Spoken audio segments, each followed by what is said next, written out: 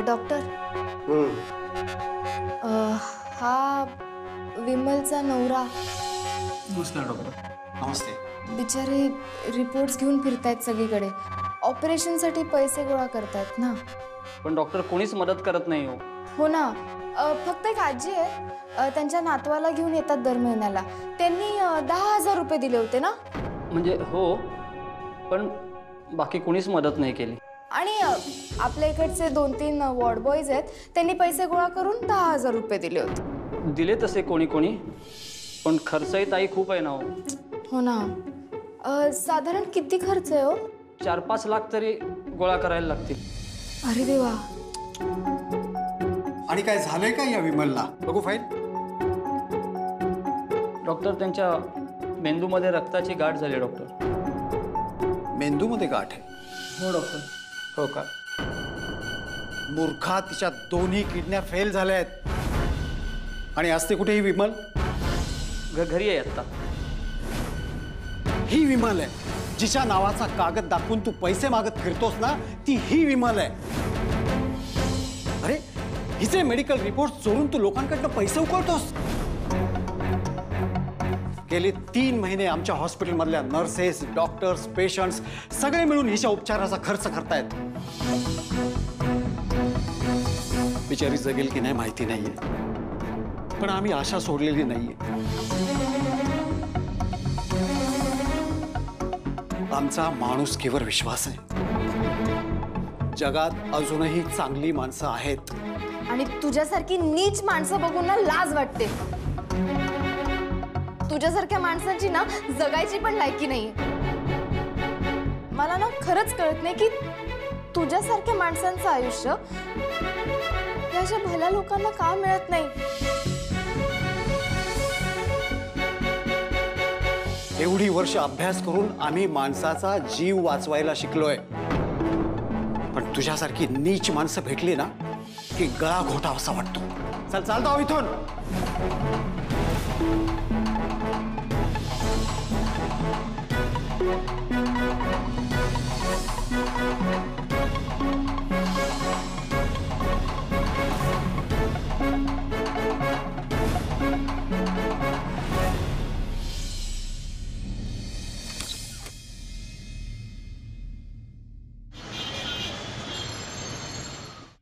चलणार पल्ले इकडनं, बोर झालं इकडे।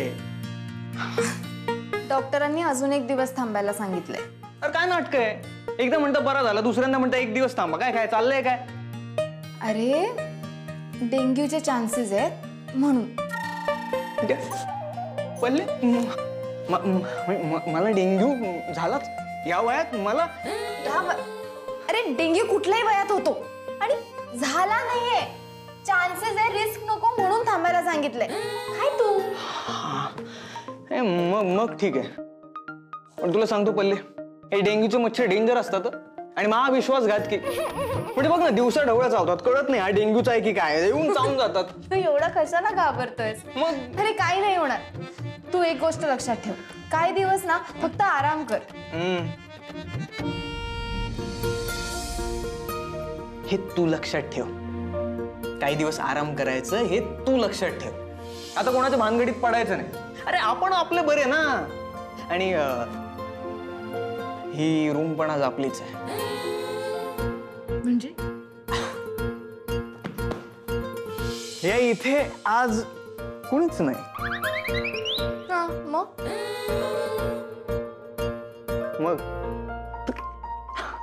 1 मिनिट।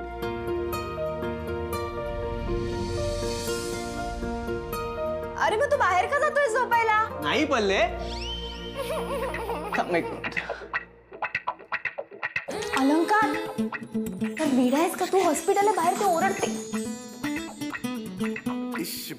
लाईट अलंकार, अरे मला काहीच दिसत नाहीये। म्हणूनच लाईट्स ऑफ केलेत। अरे पण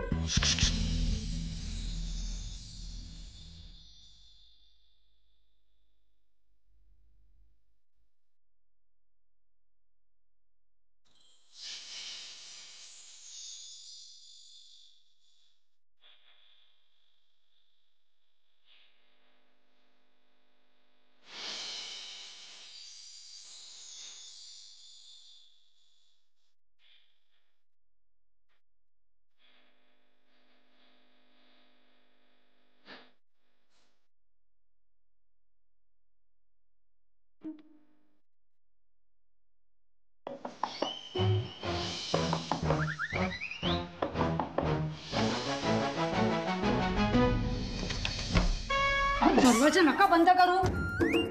ते डास येत होते ना म्हणून बंद केलं. मग कॉईल लावा, दार नका लावू. सॉरी सिस्टर, काय झालं? तुम्हाला अलंकारची फाईल हवी आहे का? नाही, मी एका दुसऱ्याच पेशंटसाठी आली आहे इथे. अहो, हे सगळं तुम्ही का करताय? मावशींना नाही पाठवलं आज? एक खूप खास पेशंट येणार आहे तिथे. कोण येणार आहे? एक आजोबा येणार आहे तिथे.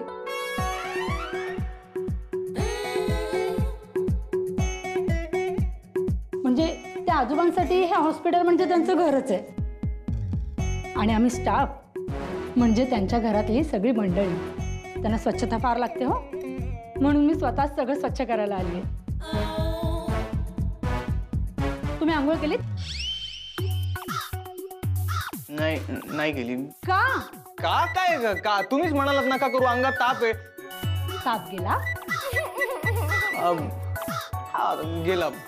जा पहिले आंघोळ करा.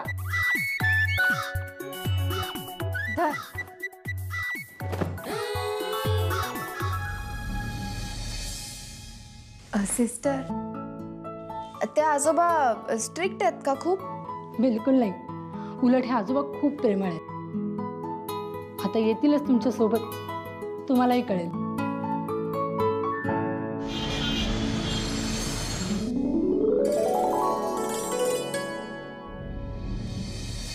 थांब शंकर, थांब.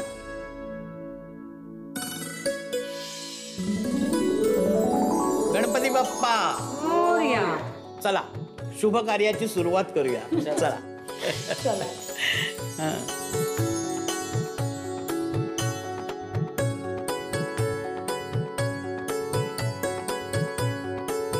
अरे थांब. नवीन भरती वाटतं. माझी माहिती करून दिली काय ना? हा, नाही, मीच आता ओळख करून देतो माझी. मी निंबाळकर आजोबा.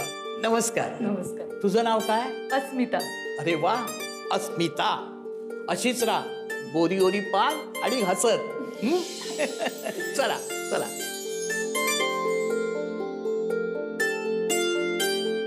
अरे डॉक्टर केतन, तुम्ही अगदी आहात तसे आहात.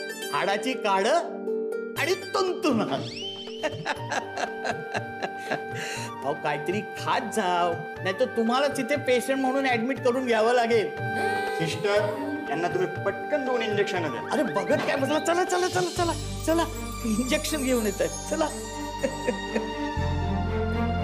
अरे राणे मामा, तुम्ही अजून इकडेच? अहो, पेढे कुठे आहेत? मुलगी इंजिनियर झाली ना तुमची. जा लवकर पेढे घेऊन या. जा. आणतो. ते बघा राणे मामा, काही पेढे वगैरे आणायचे नाही का? अहो, शुगर आहे त्यांना, पेढे कसले खायला घालताय? ही ना अगदी अवदेसासारखी माझ्या मागे असते. कठीण आहे, कठीण.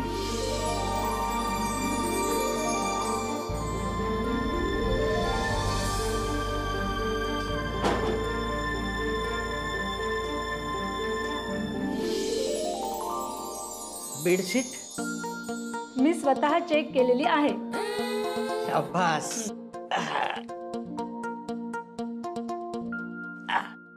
शंकर, अरे तुझी तंबाखू सोडलीस की नाही? हो, आता मी कमी केले. कमी केलीस? अरे गधड्या, हॉस्पिटलमध्ये नोकरी करतोस आणि तुला तंबाखू सोडता येत नाही. अरे तंबाखू सोडणं एवढं कठीण नाहीये रे बाबा. एकदा थुंकून टाकली ना की परत खायची नाही. सिंपल. काका, आत्ता बघा, आत्ता बाहेर जाऊन सोडतो लगेच. तुझी मर्जी, मी काय सांगणार बाबा. चला, येतो काका. हा, ये.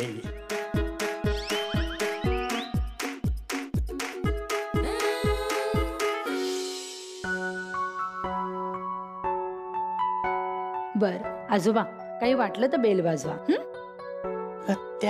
त्याच गोष्टी परत किती वेळा सांगणार मला? आज मी पहिल्यांदा ऍडमिट झालोय का इकडे. बरं ठीक आहे, काळजी घ्या. ठेवली. काय सोनं लागलं काय माहिती. तुमचं काय? आम्ही स्वच्छ. मस्त आम्ही मस्त. अरे बाबा, तुम्हाला काही नाव गाव आहे की नाही? नाही आहे ना. नमस्कार, मी पल्लवी आणि हा अलंकार. नमस्कार. हॉस्पिटलमध्ये कसं काय? ते बरं नव्हतं वाटत मला. ते डेंग्यू आहे की काय ते चेक करून सांगणार आहेत. अरे जरा नीट नेटकं राहायचं. दाढी वाढल्यावर डास चावणारच ना. अहो हे दाढीचा आणि डासांचा काय संबंध आहे हो? अरे डास घाणीवरच बसतात रे. काका पहिले असतेच नाही थांब. अहो स्टाईल असते. तुम्ही बहीण भाऊ आहात का? नाही हो, आम्ही लग्न झालंय आमचं. मग काही फार मोठा पराक्रम नाही केला. तू कामधंदा काय करतोस? नाही करत, म्हणजे शोधतोय, चांगलं काम शोधतोय. अरे मग लग्नाची एवढी घाई कशाला? आधी स्वतःच्या पायावर उभं राहायचं आणि मग लग्नाचं बघायचं. आणि तू काय करतेस ग? काय नाही. हा? म्हणजे मी पण शोधते. मी जॉब शोधते. अवघड आहे.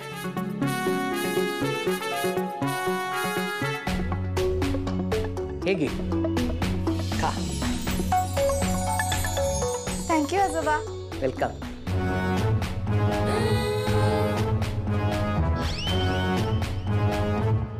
तुला हवंय? ए तो पेशंट आहे, त्याला आठवड्यावर काही द्यायचं नाही. दे. जिमला जातोस कधी? नाही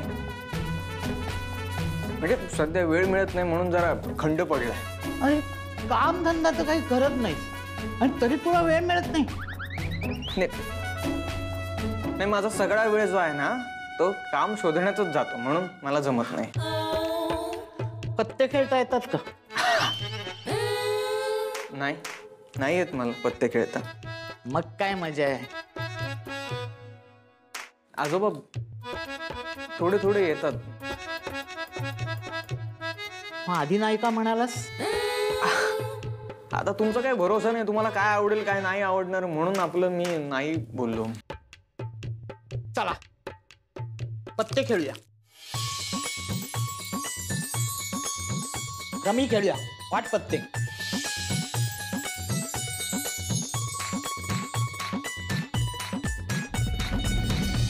नमन नटवरा विस्मयकारा, नमन नटवरा विस्मयकारा, आत्मवियोगी कुतूहल दरा.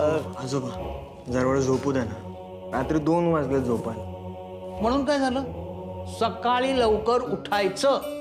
सकाळी लवकर उठल्यामुळे आजार माणसाला शिवत नाही. तुम्ही ना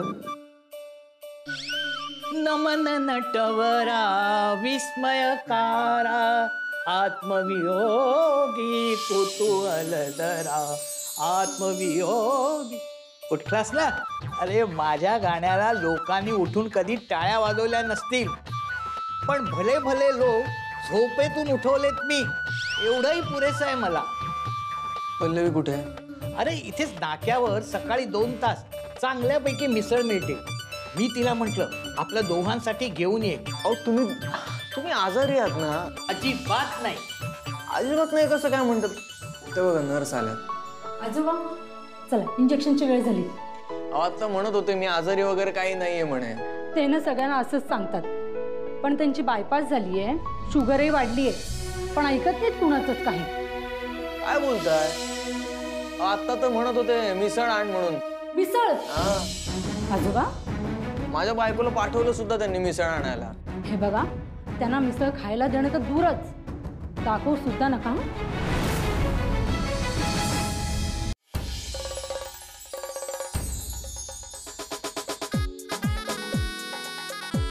पल्ले पल्ले पल्ले पल्ले काय चाललंय काय तू? अरे थांब थांब. आजोबांसाठी येते. आजोबांना मिसळ खायला नाही सांगितली डॉक्टरांनी. आता नर्स रागवून पण गेल्यात त्यांना तोंडावर. आजोबा डॉक्टरांनी सांगितलेलं ऐकलं पाहिजे का नाही? तसं नाही ग, पण मिसळ खायला जमत नसेल ना तर जगण्यात काही मजा नाही. एवढी आवडते तुम्हाला मिसळ? अगं खाण्याच्या बाबतीत ना मी एकदम वेडा आहे. हे वडापाव, फाफडा आणि तळलेली मिरची, साबुदाण्याची खिचडी आणि काकडीची कोशिंबीर, म्हणजे खिका म्हणतो आम्ही. खिचडी आणि काकडी आणि उकड पेंडी. क्या बात क्या बात. काय खाल्लीस तू उकडपेंडी? नाही नाही, मी मिसळ बद्दल बोलतो. कमाल मिसळ. अलंकार, आजोबा ना उकडपेंडी बद्दल बोलतायत. मी नाव पहिल्यांदा ऐकलं ते. नाचोस माहित आहेत का? नाचोस. आणि उकडपेंडी माहित नाही. हाच प्रॉब्लेम आहे आपला. आपल्याच गोष्टी माहित नसतात आपल्याला. त्या गुगलमुळे जगभरातल्या गोष्टी आपल्याला माहित असतात, पण आपल्या जवळच्याच गोष्टी समजून घ्यायचं राहून जातं. मोमोज माहिती असतात, पण शिंगुळे माहिती नसतात. वरणफळांची चव माहित नसते, लापशी माहित नसते. बापरे आजोबा, शहरात राहून पण तुम्हाला एवढी सगळी माहिती आहे? शहरात नंतर आलो, लहानपण गावातच गेलो ना. आमच्या गावात एकही दवाखाना नव्हता. आजारी पडल्यावर भाताची पेज हाच एक इलाज होता आमच्या लहानपणी. खोकला बिकला झाल्यावर दवाखाना कधी पाहिलाच नाही आम्ही. हळद टाकून दूध द्यायचे, विषय संपला. डिंक आणि मेथीचे लाडू बनवायची आई हिवाळ्यात. आणि आताच्या आया पोरांना बोरं खाऊ नका, खोकला होईल, पेरू खाऊ नका, सर्दी होईल अशा धमक्या देत असतात. शरीराला थोडं लढू दिलं पाहिजे. या छोट्या छोट्या लढायाच माणसाला तयार करतात मोठी लढाई करायला. क्या बरोबर आहे आजोबा तुमचं. पण काय ना, तो काळच वेगळा होता. आजच्या काळात अशा वातावरणात ना, या वयात तुम्ही मिसळीपासून लांबच राहिलं पाहिजे. या तब्येतीसाठी बरं असतं ते. काय ग? चूक. आजोबांनी ना ही मिसळ आपल्या दोघांसाठी मागवलेली, त्यांच्यासाठी नाही. काय थँक्यू. गिळा आता. आणि डॉक्टरना विचारलंय बरं का. डॉक्टर म्हणाले त्याला काही खायला द्या, तो बरा झालाय आता. मी बरा झालं. अरे मग इथे काय टाइमपास करतो, घरी जाऊ ना. हे पार्सल एक मिनिट अलंकार, डिस्चार्ज मिळाला नाही अजून, डॉक्टरांशी बोलायचं. खा ना आता. तू पण बोलून घ्यायचं ना मग. ठीक आहे, चल, तू मिसळ पण आणली आणि आजोबा आहेत जोडीला. पण काय म्हण, आजोबाला सोडून जायची इच्छा होत नाही आता. नाही रे, तसं नाही. मजा करा तुम्ही. अरे इथे हॉस्पिटलमध्ये पडून राहायचे दिवस आहेत का तुमचे? पण आजोबा, कालपासून बघतोय आम्ही तुम्ही असे एकटे. अगं, मुलगा बँगलोरला असतो माझा, IT-त आहे. तसा त्याला वेळच मिळत नाही ग. पण वेळ मिळेल तसा तो येऊन जातो. अरे वा, मग तुम्ही त्यांच्या बरोबर का नाही राहत? नाही नाही नाही नाही नाही, मला करमत नाही तिथे.